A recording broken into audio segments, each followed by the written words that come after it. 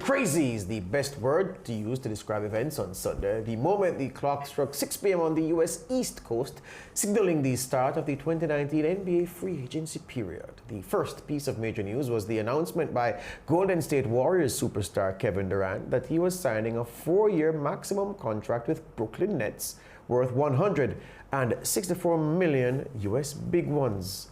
Brooklyn was not done. It was announced that Kyrie Irving would sign a 4-year deal with them worth $141 million US, while DeAndre Jordan also joined on a 4-year deal worth $40 million US. The New York Knicks reportedly declined to give Durant a max contract, citing the uncertainties about his recovery from the Achilles injury that will cause him to miss most, if not all, of next season.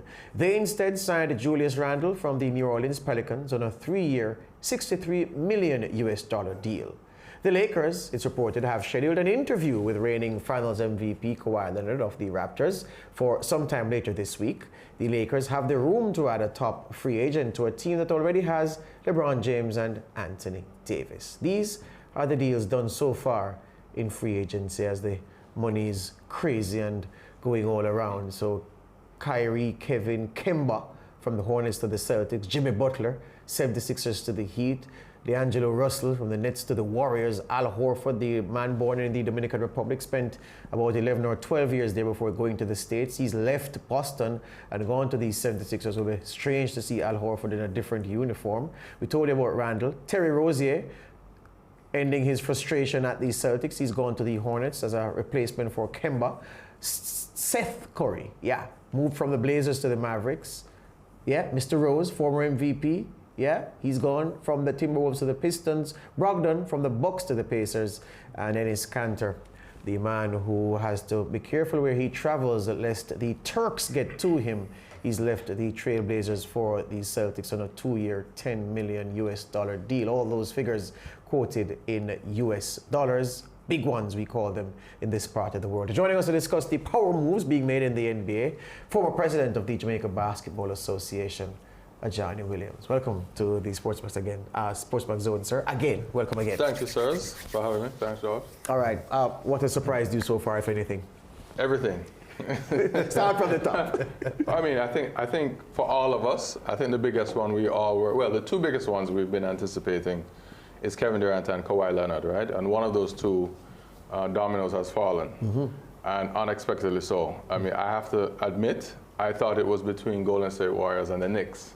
I didn't think in any shape, form, fashion, or way that Kevin Durant would pick the B team in New York. Ooh, ouch, the B team in New York. I love Brooklyn. No, look, I'm a Brooklyn fan in terms of the city. Yes. But in terms of, look, you know, you have the Lakers, you have the Celtics, and you have the Knicks. You know, these are the storied franchises of the NBA. True. But, you know, the Knicks come with a certain pressure. There's a lot of negativity surrounding the owner, James Dolan, but I still did not see that coming. I knew Kyrie definitely wanted to go to the Nets because that was his hometown team growing up. You know, he's from New Jersey. The Nets used to be in New Jersey, so I could kind of understand that, you know? And I can kind of understand Kyrie having that East Coast New York mentality of knowing and understanding. He has that kind of street smart knowing, hey, the Knicks is a pressure cooker that you don't really want to touch unless you're really stacked up to be able to win a championship. So I think choosing the Nets is like a safe bet. You know, if you lose, you know, nobody's gonna harass you. But if you go to the Knicks and you lose, so that I could see. But the Kevin Durant stuff was really surprising. About the gamble, though, you and I were talking. We came across each other at a certain spot the other day, and we were talking about the Achilles injury. We hear that the Knicks were put off or put out by the fact that this injury came up, and so they didn't want to gamble on KD with a max contract. They would have taken him, yes, but not for max, and he wants max. So they said, no, they'll take a pass. The Nets have gambled, though, Ajani, and they've tossed the die, and the die, well, you can't have 7 on one die. Yeah? You need dice to get 7 up. They've tossed the dice, and they've got 7 where Durant is concerned. What is it that has convinced them, you think, to go for a man notwithstanding this Achilles injury that put off the Knicks? I think that's propaganda. I don't believe that. That doesn't make any sense because not only did the New Jersey Nets were willing to sign him, Golden State was willing to sign him to a sign and trade. As a matter of fact, they would have signed him and kept him had he wanted to, and they would have signed him to $221 million. Yeah. So I mean, they would have had to spend $30 million more than the Knicks. I think they had like $190 million. An Achilles injury, I would say, if you were in your prime and you're really athletic and you're worrying about how much your vertical may change. But Kevin Durant's game is skill-based. It's height and skill-based. It's not really necessarily athleticism. It's not what Derrick Rose was. It's not what Derrick Rose was, and his shot is not going to go anywhere. So that would be kind of strange. I just think the Knicks did they had to find some reason to say why they couldn't land him, and I don't think they really had the option to land him. And I think that really was it. If indeed that is true, then that's even going to be a worse indictment on the organization and will further push them down into that hole. One more on Brooklyn before Lance. The talk as free agency approached was that none of the teams was willing to take Kyrie Irving without a number one guy. Right. Because they say, well, Kyrie works best when he has an alpha male to support. Of course, with LeBron, they used that.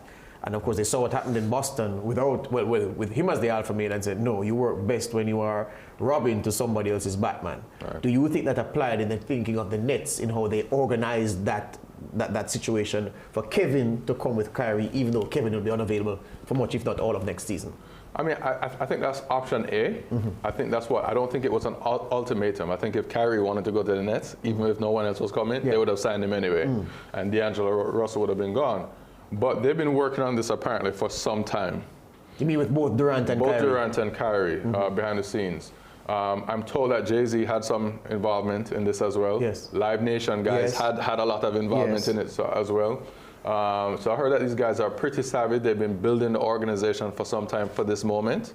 And as I said, with or without, Kyrie come with someone else, they would have signed Kyrie. But absolutely, Kyrie clearly knew the relationship between him and KD was strong enough to pull him across. Because KD wasn't going to go somewhere by himself. Yes. And Kyrie didn't obviously want to go somewhere by himself. And KD clearly had enough with Golden State Warriors for two reasons. Mainly, well, actually, now we discovered a new reason today, which was quite shocking. I don't know if you heard the news.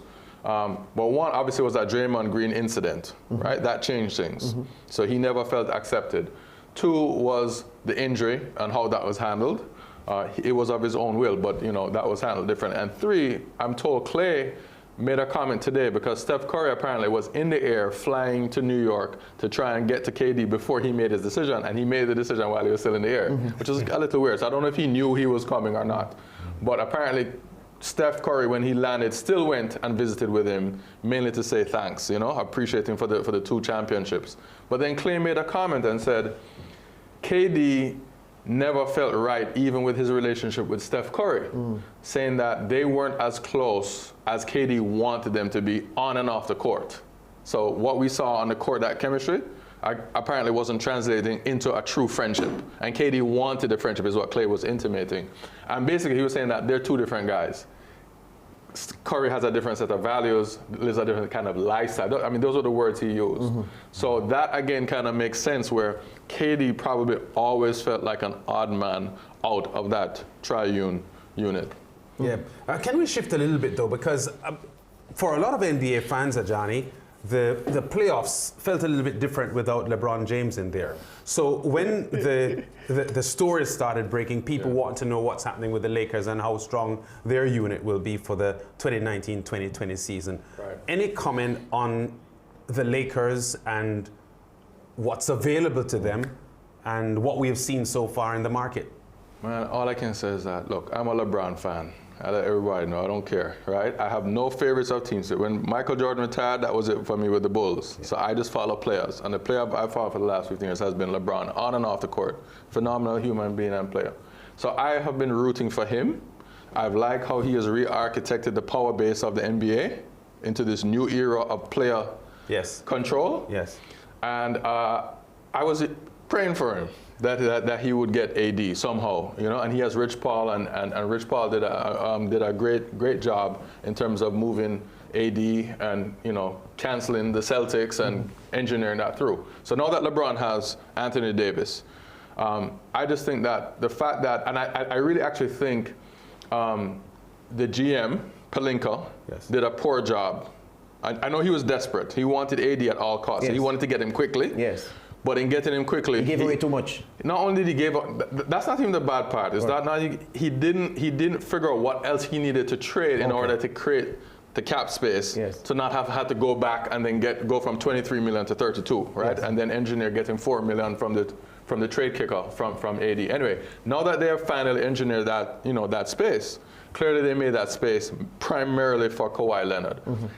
The only thing I don't like about LeBron in terms of basketball, only criticism I'd have of him is that I don't particularly like super teams. I like teams that, we can't predict winners in the NBA. I like that drama and that suspense. So with Kawhi thinking about coming over, I know they'll win 3 or 4 championships. But if they don't get Kawhi, I mean, literally, they they're running out of options because a lot of guys have signed D'Angelo Russell. Yes. D'Angelo Russell. This is why Lance is asking that. So there's not much left after Kawhi. It's not much left. But truthfully, with LeBron and AD, they're fine. You think so? You agree with that, George? How are you going to guard the pick? No, think about this. Remember John Stockton, Karl Malone pick and roll? Yes. Now remember John Stockton about yay high and about this big. Tough guy, awesome player. Yes. But this is LeBron and Anthony. How are you going to guard the pick and roll? Siobhan actually will talk about that later, but how do you guard that pick and roll? It's impossible. Okay. Who do you guard? Who do you switch on? Who do you double? So it's Ajani, come on, look.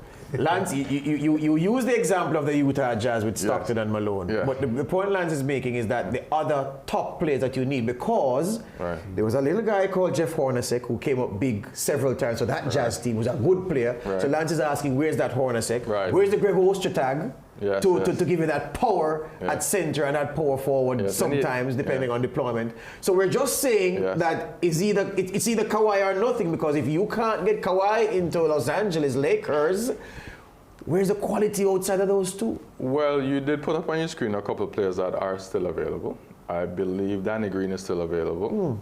There are a few other players that, in terms of bigs, right? Okay. We got you. It's thin. Yeah. But let's go back to what Kawhi just did. Yes. Toronto. None of us saw that coming. Yeah, that's true. We saw a good team. Yeah. But we really thought Philly or Milwaukee would have been in the finals. That's true. Well, I thought so. Right. You thought Toronto? You thought Toronto was good? No, none of us. Oh, exactly. I'm just saying I had less faith in them than George. I mean, where's the second superstar? Yeah. I mean, they're good. Lowry's good, but he always fizzes out in playoffs. Always. Except this year. Yeah. So, AD and there's hope. All right. And no Kevin Durant in Golden State. Hear you on that, my friend. Hear you on that.